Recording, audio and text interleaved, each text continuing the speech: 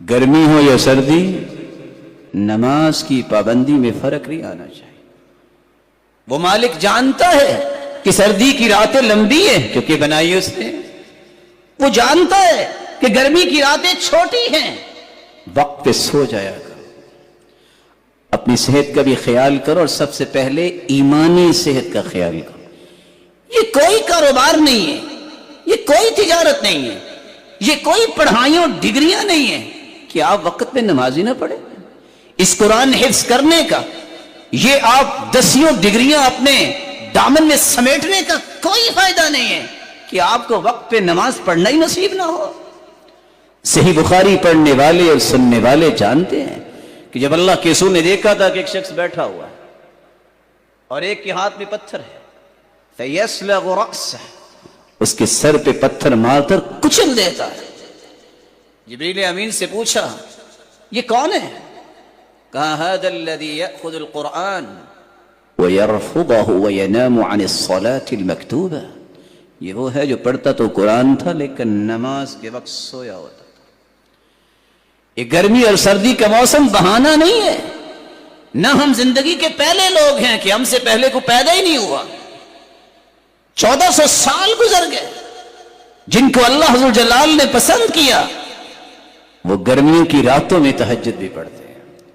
تمہیں اگر اس بات کا خطرہ لاحق ہے کہ صبح نہیں اٹھوں گا, عشاء کے ساتھ پڑھ کے سو جائیے, پھر بھی رات موجود ہے. اور آپ عادت کھانے کی, گفتگو کی, سونے کی خود سیٹ کر سکتے ہیں. آپ چاہیں تو ایک روٹی پہ بھی گزارا کر سکتے ہیں. اگر آپ عادت بنا لیں کہ نہیں 4 سے کم تو بات نہیں بنے گی, آپ کی عادت بن جائے گی.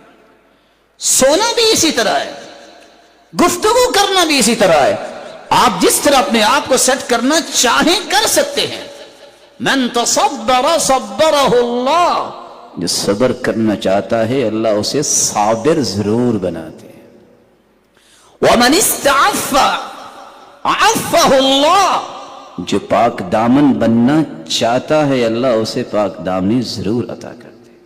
ومن استغنى اغناہ اللہ, جو غنی بننا چاہتا ہے اللہ اسے لوگوں سے مستغنی ضرور کرتا. یہ اس کے وعدے ہیں جو اللہ کے رسول کی زبان اطہر سے ہم تک پہنچے ہیں, جس سے بڑی صداقت دنیا میں اللہ نے بھیجی کوئی نہیں. جہاں پوری کائنات کی صداقت ختم ہو جاتی ہے وہاں محمد مصطفیٰ کی صداقت کا آغاز ہوتا ہے. تو چوتھا کام, نمازوں کی پابندی کیجیے. رسول اللہ صلی اللہ علیہ وسلم نے فرمایا من صلی العشاء والفجر فی جماعہ کتب له قیام لیلہ. رات چھوٹی ہے, بہانہ ہے, تھکا ہو, عشاء کی نماز تو با جماعت پڑھ سکتے ہو نا. فجر کی نماز بھی اٹھ کے با جماعت پڑھ لو.